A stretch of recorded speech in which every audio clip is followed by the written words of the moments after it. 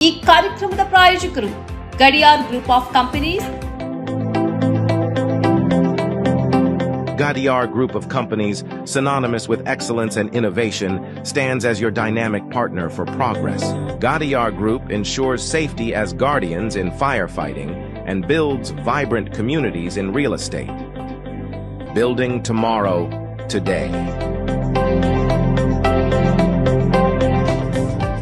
ನೀವು ನೋಡ್ತಾ ಇದ್ದೀರಾ ಸನ್ಮಾರ್ಗ ಸುದ್ದಿ ಸಂಚಯ.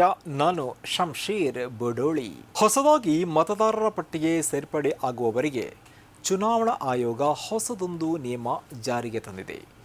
SIR ಪ್ರಕ್ರಿಯೆಯಲ್ಲಿ ದಾಖಲಾಗಿರುವ ತಮ್ಮ ಪೋಷಕರ ಸಂಪೂರ್ಣ ವಿವರ ಹೊಸದಾಗಿ ಅರ್ಜಿ ಸಲ್ಲಿಸುವ ಮತದಾರರು ನೀಡುವುದನ್ನು ಕಡ್ಡಾಯ ಮಾಡಲಾಗಿದೆ.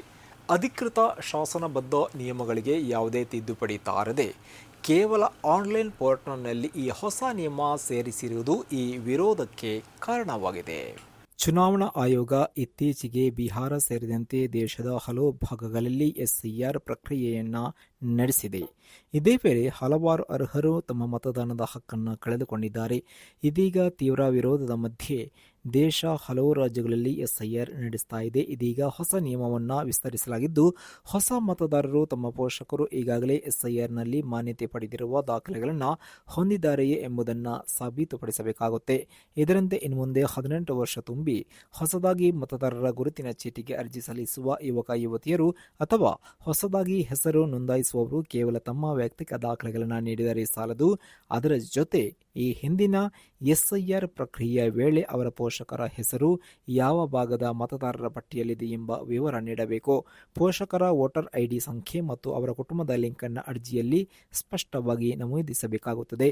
ಚುನಾವಣಾ ಆಯೋಗದ ಅಧಿಕೃತ ಇಸಿನೆಟ್ ಪೋರ್ಟಲ್ನಲ್ಲಿ ಇರುವ ಆನ್ಲೈನ್ ಫಾರ್ಮ್ 6 ಇದರಲ್ಲಿ ಮಾತ್ರ ಈ ಹೊಸ ನಿಯಮದಂತೆ ಕಾಲಂ ಇದೆ. ಆದರೆ ಇದೇ ವೆಬ್ಸೈಟ್ನಲ್ಲಿ ಆಫ್ಲೈನ್ ಸಲ್ಲಿಕೆಗಾಗಿ ಲಭ್ಯವಿರುವ ಡೌನ್ಲೋಡ್ ಮಾಡಬಹುದಾದ ಫಾರ್ಮ್ನಲ್ಲಿ ಈ ಬದಲಾವಣೆ ಇಲ್ಲ. ಇದು ಹೊಸ ಮತದಾರರಲ್ಲಿ ಗೊಂದಲ ಉಂಟು ಮಾಡಿದೆ. ಬೆಂಗಳೂರಿನ ಮಹದೇವಪುರ ವಿಧಾನಸಭಾ ಕ್ಷೇತ್ರದ ಹಲವು ಬೂತ್ಗಳಲ್ಲಿ 2002ರ ಮತದಾರರ ಪಟ್ಟಿಗಳು ಸಿಗ್ತಾ ಇಲ್ಲ. ಇದರಿಂದ ಸ್ಥಳೀಯರು ಆತಂಕಗೊಂಡಿದ್ದು ಮತದಾನದ ಹಕ್ಕು ಕಳೆದುಕೊಳ್ಳುವ ಭೀತಿಯಲ್ಲಿದ್ದಾರೆ. ಎನ್ಯುಮರೇಷನ್ ಫಾರ್ಮ್ಗಳನ್ನು ವಿತರಿಸಲಾಗ್ತಾ ಇದೆ. ಆದರೆ ಹಿಂದಿನ ಮತದಾರರ ಪಟ್ಟಿಯ ಮಾಹಿತಿಯೇ ಸಿಗದ ಕಾರಣ ಈ ಫಾರ್ಮ್ನಲ್ಲಿ ಕೇಳಲಾಗಿರುವ ಹಳೆಯ ಮತದಾರರ ವಿವರಗಳನ್ನು ನಮೂದಿಸಲು ಜನರು ಪರದಾಡ್ತಾ ಇದ್ದಾರೆ. ಅದರ ಕುರಿತಾದ ರಿಪೋರ್ಟ್ ಎಲ್ಲಿದೆ ನೋಡಿ. ಮಹದೇವಪುರ ಕ್ಷೇತ್ರದ ನಾಗೊಂಡನಹಳ್ಳಿ, ಗಾಂಧಿಪುರ, ವಿಜಯನಗರ, ವಿನಾಯಕನಗರ, ಹಗದೂರು, ಇಮ್ಮಡಿಹಳ್ಳಿ, ವೈಟ್ಫೀಲ್ಡ್, ನಳ್ಳೂರಹಳ್ಳಿ, ಪಟ್ಟಂದೂರ್, ಅಗ್ರಹಾರ, ಅಂಬೇಡ್ಕರ್ ನಗರ ಹಾಗೂ ಪ್ರಶಾಂತ್ ಲೇಔಟ್ ವ್ಯಾಪ್ತಿಯ ಹಲವು ಬೂತ್ಗಳ 2002ರ ಮತದಾರರ ಪಟ್ಟಿ ಸಿಗ್ತಾ ಇಲ್ಲ ಎಂದು ಸ್ಥಳೀಯರು ಆರೋಪ ಮಾಡಿದ್ದಾರೆ. ಈ ಪ್ರದೇಶಗಳಲ್ಲಿ ಹಲವು ತಲೆಮಾರುಗಳಿಂದ ವಾಸಿಸ್ತಾ ಇರುವ ಹಳೆಯ ನಿವಾಸಿಗಳು 2002ರ ವೇಳೆ ಮತದಾರರಾಗಿದ್ದರು. ಆದರೆ ಚುನಾವಣೆಗಳಲ್ಲಿ ಮತ ಕೂಡ ಚಲಾಯಿಸಿದ್ರು. ಆದರೂ ಪ್ರಸ್ತುತ SIR ಪ್ರಕ್ರಿಯೆಯಲ್ಲಿ ತಮ್ಮ ಹಿಂದಿನ ಮತದಾರರ ವಿವರಗಳನ್ನು ಪರಿಶೀಲನೆ ನಡೆಸೋಕೆ ಅಂದಿನ ಮತದಾರರ ಪಟ್ಟಿಯೇ ಸಿಗ್ತಾ ಇಲ್ಲ ಎಂದು ಸ್ಥಳೀಯರು ಆರೋಪ ಮಾಡಿದ್ದಾರೆ. ಸ್ಥಳೀಯರು ನೀಡಿರುವ ಮಾಹಿತಿಯ ಪ್ರಕಾರ ನಾಗೊಂಡನಹಳ್ಳಿಯಲ್ಲಿ ಪರಿಶಿಷ್ಟ ಜಾತಿ ಮತ್ತು ಒಕ್ಕಲಿಗ ಸಮುದಾಯದವರು ಹೆಚ್ಚಿನ ಸಂಖ್ಯೆಯಲ್ಲಿದ್ದಾರೆ. ಗಾಂಧಿಪುರದಲ್ಲಿ ಮುಸ್ಲಿಂ, ಕ್ರೈಸ್ತ ಮತ್ತು ಪರಿಶಿಷ್ಟ ಜಾತಿ ಸಮುದಾಯಗಳು, ವಿಜಯನಗರದಲ್ಲಿ ಮುಸ್ಲಿಂ ಮತ್ತು ಪರಿಶಿಷ್ಟ ಜಾತಿ ಸಮುದಾಯದವರು ಹೆಚ್ಚಿನ ಸಂಖ್ಯೆಯಲ್ಲಿದ್ದಾರೆ.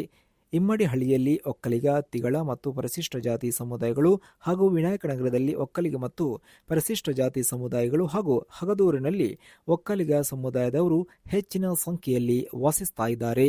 News bureau, Sanmarga news. ಮಧ್ಯಪ್ರದೇಶದ ಕಮಲ್ ಮೌಲಾ ಮಸೀದಿ ಸಂಕೀರ್ಣದಲ್ಲಿ ಯಥಾಸ್ಥಿತಿ ಪುನರ್ಸ್ಥಾಪಿಸಲು ಮತ್ತು ಶುಕ್ರವಾರದ ಪ್ರಾರ್ಥನೆಗೆ ಅವಕಾಶ ನೀಡಬೇಕೆಂಬ ಮುಸ್ಲಿಂ ಸಮುದಾಯದ ಮನವಿಯನ್ನು ಸುಪ್ರೀಂ ಕೋರ್ಟ್ ತಿರಸ್ಕಾರ ಮಾಡಿದೆ. ಇದು ಭಾವನಾತ್ಮಕ ವಿಚಾರವಾಗಿದ್ದು ಎರಡು ಕಡೆಯವರು ತಾಳ್ಮೆಯಿಂದ ಇರಬೇಕು ಎಂದು ಕೋರ್ಟ್ ಹೇಳಿರುವಂಥದ್ದು.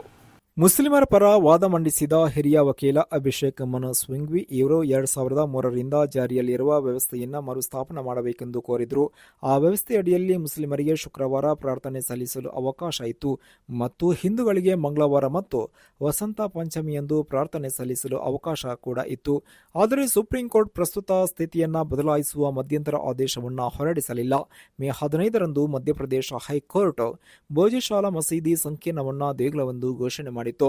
ಲಂಡನ್ ವಸ್ತು ಸಂಗ್ರಹಾಲಯದಿಂದ ಸರಸ್ವತಿ ದೇವಿಯ ವಿಗ್ರಹವನ್ನು ಭಾರತಕ್ಕೆ ಮರಳಿ ತಂದು ಭೋಜಶಾಲದಲ್ಲಿ ಮರುಸ್ಥಾಪನೆ ಮಾಡುವ ಸಾಧ್ಯತೆಯನ್ನು ಕೇಂದ್ರ ಸರ್ಕಾರ ಪರಿಗಣಿಸಬಹುದು ಮತ್ತು ಮಸೀದಿ ನಿರ್ಮಾಣ ಮಾಡೋಕೆ ಮುಸ್ಲಿಂ ಸಮುದಾಯಕ್ಕೆ ಬೇರೆ ಕಡೆ ಭೂಮಿ ಮಂಜೂರು ಮಾಡುವ ವಿಷಯವನ್ನು ರಾಜ್ಯ ಸರ್ಕಾರ ಕಾನೂನುಬದ್ಧವಾಗಿ ಪರಿಶೀಲನೆ ಮಾಡಬಹುದು ಎಂದು ಹೈಕೋರ್ಟ್ ಹೇಳಿತು. News bureau, Sanmarga news. ಮಹಾರಾಷ್ಟ್ರದ ಧರ್ಮಶಾಲಾ ಜಿಲ್ಲೆಯಲ್ಲಿ ಭಾರಿ ಪ್ರಮಾಣದಲ್ಲಿ ನಕಲು ಹಾಲು ಮಾಫಿಯಾ ನಡೀತಾ ಇರುವುದು ಬೆಳಕಿಗೆ ಬಂದಿದೆ. ಪೊಲೀಸರು ಮತ್ತು ಆಹಾರ ಇಲಾಖೆ ನಡೆಸಿದ ಜಂಟಿ ತನಿಖೆಯಲ್ಲಿ ಕೋಟ್ಯಾಂತರ ರೂಪಾಯಿ ಮೌಲ್ಯದ ಹಾಲು ಉತ್ಪಾದನೆ ಮತ್ತು ವಿತರಣೆ ಪತ್ತೆಯಾಗಿದೆ. ಅಧಿಕಾರಿಗಳ ಪ್ರಕಾರ ಕಳೆದ 6 ತಿಂಗಳಲ್ಲಿ ಸುಮಾರು 2,30,470 ಕಿಲೋ ಕಳಪೆ ಗುಣಮಟ್ಟದ ಹಾಲಿನ ಪುಡಿಯನ್ನು ಕಲಬೆರಕೆಗಾಗಿ ಬಳಸಲಾಗಿದೆ. ಈ ಹಾಲಿನ ಪುಡಿಯನ್ನು ಬಳಸಿ ಈಗಾಗಲೇ 23,40,70 ಲೀಟರ್ ಕೃತಕ ಹಾಲು ಉತ್ಪಾದಿಸಲಾಗಿದೆ. ಪ್ರತಿ 100 ಲೀಟರ್ ಶುದ್ಧ ಹಾಲಿಗೆ 10 ಲೀಟರ್ ಕೃತಕ ಹಾಲನ್ನು ಈ ಗ್ಯಾಂಗ್ ಸೇರಿಸ್ತಾ ಇತ್ತು. ಹಾಲನ್ನು ನಿಜವಾದ ಹಾಲಾಗಿ ಕಾಣುವಂತೆ ಮಾಡೋಕೆ ಮತ್ತು ಕೊಬ್ಬಿನಾಂಶವನ್ನು ಕೃತಕವಾಗಿ ಹೆಚ್ಚಿಸಲು ಇವರು ಡಿಟರ್ಜೆಂಟ್ ಪೌಡರ್, ಪಾಮ್ ಎಣ್ಣೆ ಮತ್ತು ಗುಣಮಟ್ಟ ಇಲ್ಲದ ರಾಸಾಯನಿಕಗಳನ್ನು ಬಳಸ್ತಾ ಇದ್ರು. ಈ ಹಾಲು ಆರೋಗ್ಯಕ್ಕೆ ಬಹಳ ಗಂಭೀರ ಅಪಾಯವನ್ನು ಉಂಟು ಮಾಡಬಲ್ಲದು. ಇದನ್ನು ನಿರಂತರ ಸೇವನೆ ಮಾಡುವುದರಿಂದ ಯಕೃತ್ತು, ಮೂತ್ರಪಿಂಡಗಳು ಮತ್ತು ಜೀರ್ಣಾಂಗ ವ್ಯವಸ್ಥೆಯ ಕಾರ್ಯನಿರ್ವಹಣೆ ಸಂಪೂರ್ಣ ಹಾನಿಗೆ ಒಳಗಾಗುತ್ತೆ. ಇದು ಮಕ್ಕಳು ಮತ್ತು ಗರ್ಭಿಣಿಯರು ಹಾಗೂ ವೃದ್ಧರಿಗೆ ಅತ್ಯಂತ ಅಪಾಯಕಾರಿ. ಈ ಘಟನೆಯಲ್ಲಿ 7 ಜನರ ವಿರುದ್ಧ ಪೊಲೀಸರು ಕೇಸನ್ನು ದಾಖಲಿಸಿಕೊಂಡಿದ್ದಾರೆ. News bureau, Sanmarga news.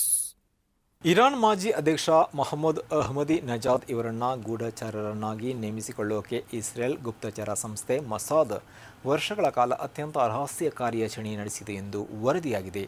ಇರಾನ್ನಲ್ಲಿ ಸರ್ಕಾರವನ್ನು ಉರುಳಿಸಿ ಹೊಸ ಆಡಳಿತಗಾರನನ್ನು ಸ್ಥಾಪನೆ ಮಾಡೋಕೆ ಇವರನ್ನು ಬಳಸುವುದು ಇಸ್ರೇಲ್ನ ಯೋಜನೆಯಾಗಿತ್ತು.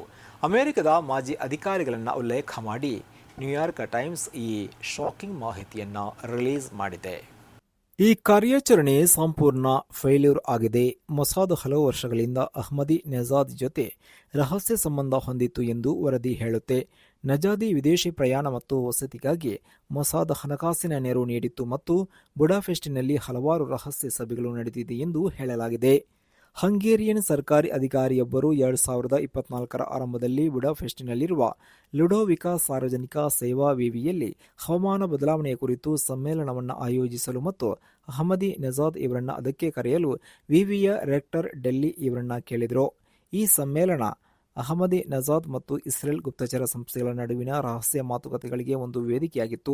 ಆಗ ಮೊಸಾದ್ನ ಮುಖ್ಯಸ್ಥರಾಗಿದ್ದ ವಾರ್ನಿಯವರು ಅಹ್ಮದಿ ನಜಾದ್ ಇವರನ್ನು ವೈಯಕ್ತಿಕವಾಗಿ ಭೇಟಿ ಮಾಡೋಕೆ ಪ್ರಯಾಣ ಮಾಡಿದರು ಎಂದು ವರದಿ ಹೇಳಿದೆ.